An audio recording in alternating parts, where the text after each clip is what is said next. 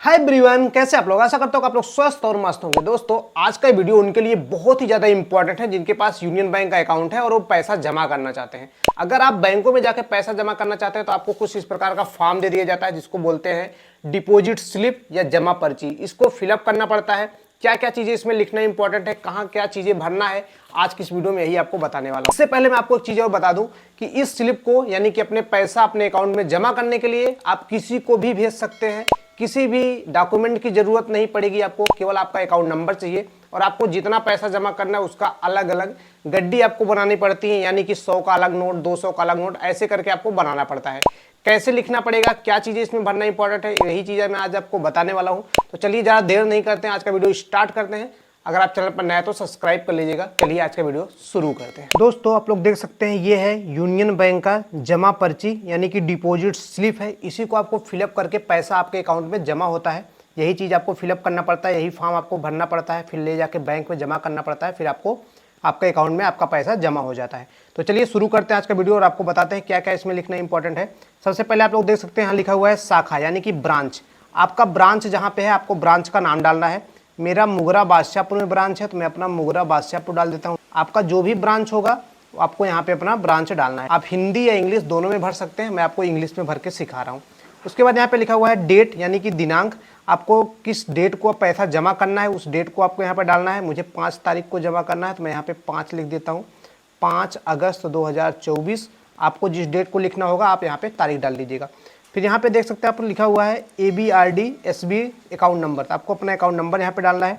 तो चलिए मैं अपना अकाउंट नंबर डाल लेता हूँ। आपका जो भी अकाउंट नंबर हो आप यहाँ पे अपना अकाउंट नंबर डाल लीजिएगा यूनियन बैंक का। तो मेरा अकाउंट नंबर ये है यूनियन बैंक का, मैं यहाँ पे अपना अकाउंट नंबर डाल लेता हूँ। अकाउंट नंबर डालने के बाद नीचे लिखा हुआ है नाम।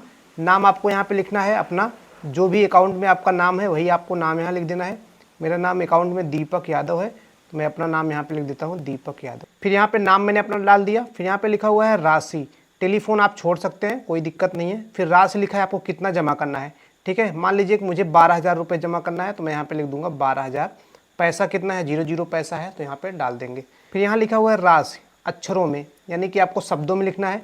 तो 12,000 मुझे जमा करना है तो मैं यहाँ लिख दूंगा 12,000 मात्र। ठीक है, आप जितना जमा कर रहे हैं यहाँ पे लिख देंगे। फिर नीचे आ जाइए, यहाँ पे लिखा हुआ है कुल यानी टोटल। टोटल कितना है, 12,000 है तो मैं यहाँ पे लिख दूंगा 12,000। बस इस साइड इतना ही आपको भरना है, इसके अलावा कुछ भी नहीं भरना है। फिर आ जाइए इस साइड। इस साइड में आप लोग देख सकते हैं सबसे पहले लिखा हुआ है कैश डिपॉजिट यानी कि कितने का कितना नोट है। मैंने आपको पहले ही बताया कि आप जितना भी पैसा जमा करना चाहते हैं उसका आपको गड्डी बनाना पड़ता है। तो आपको कितना कितना नोट है ये आपको यहाँ पे लिखना है। तो चलिए, जैसे मान लीजिए कि मुझे 12,000 रुपये जमा करना है। मान लीजिए मेरे पास 500 का मेरे पास 6 नोट है। अगर 500 का हमारे पास 6 नोट है इसका मतलब कितना हो गया, टोटल कितना हो गया, 3,000 रुपये हो गया। हमारे पास जितना नोट रहेगा यहाँ पे लिखना है और टोटल कितना हो गया, 3,000 हो गया। अगर 6 नोट है तो कितना हो गया, 3,000 हो गया, तो यहाँ पे 3,000 लिखना है। ठीक है, फिर उसके बाद हम मान लीजिए हमारे पास 200 का कितना नोट है।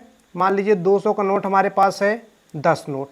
अगर हमारे पास 200 का 10 नोट है तो टोटल कितना हो जाएगा, टोटल हो जाएगा 2,000 रुपये।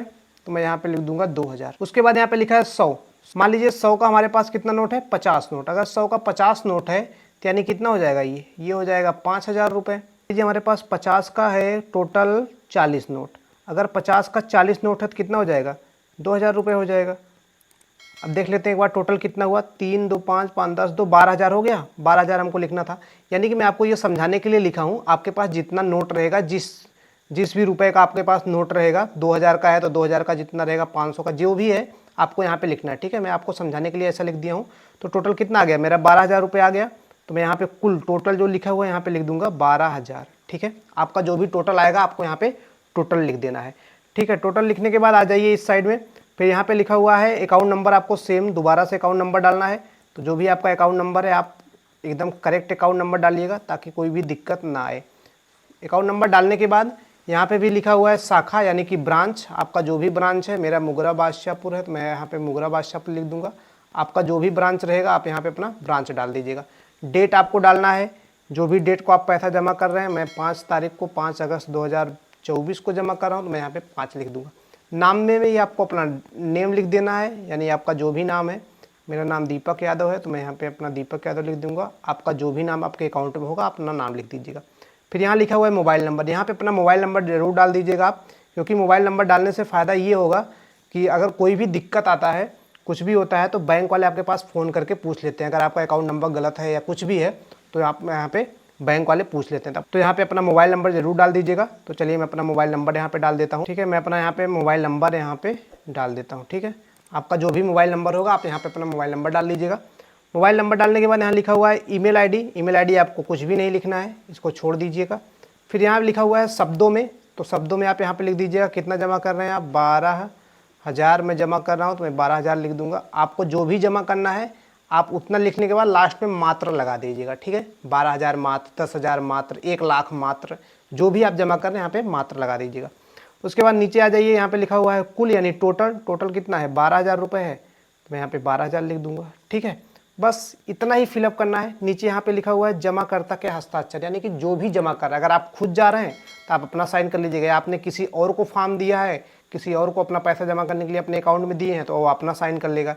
ठीक है, मैं खुद कर रहा हूँ तो मैं यहाँ पे अपना खुद का साइन कर लूँगा, या फिर सिग्नेचर ना भी करेंगे तो कोई दिक्कत नहीं है। ठीक है, बस इतना ही फिलअप करना है, इसके अलावा कुछ भी नहीं फिलअप करना है। बहुत ही सिंपल फॉर्म है, बहुत ही आसान है।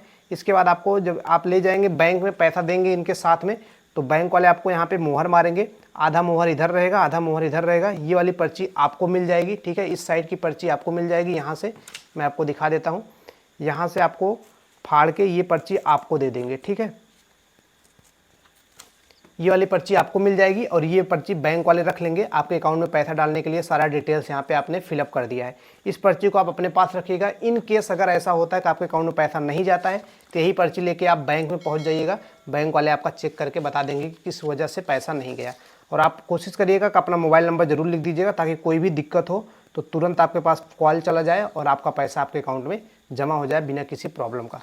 तो आशा करता हूं दोस्तों आपको ये वीडियो पसंद आया होगा। आप सीख गए होंगे कि यूनियन बैंक के जमा पर्ची यानी कि डिपॉजिट स्लिप को कैसे फिलअप करना है, बहुत ही सिंपल तरीके से।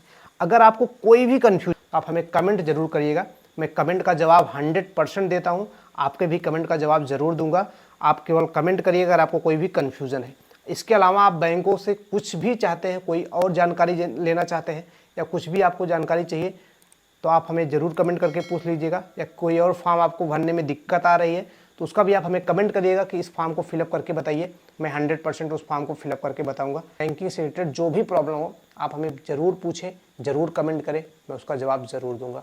तो चलिए दोस्तों, मिलते हैं नेक्स्ट वीडियो में एक और नए वीडियो के साथ। अगर आप चैनल पर नए हैं तो सब्सक्राइब कर लीजिएगा, क्योंकि इस चैनल पर मैं आपको रेगुलर बैंकिंग से रिलेटेड सारा इन्फॉर्मेशन बताता रहता हूँ। तो चलिए दोस्तों, मिलते हैं नेक्स्ट वीडियो में। तब तक के लिए अपना ख्याल रखिएगा।